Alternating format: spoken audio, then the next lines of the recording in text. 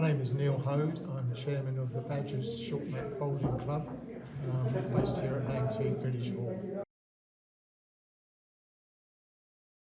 We use that money to purchase an electric roller to assist us in rolling out and bringing back in the mats that we use for short mat bowls. It has been a great benefit. It has enabled us to build on the club.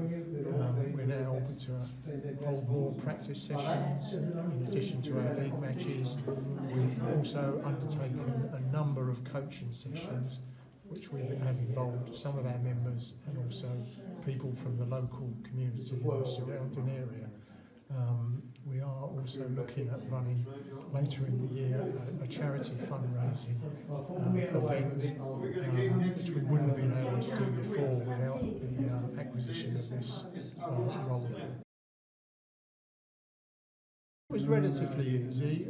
We had a lot of assistance from the grant officer.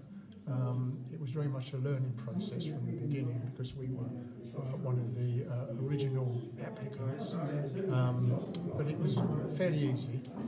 Took a little bit of building up, but we got a lot of support from Pembrokeshire Council in making the application.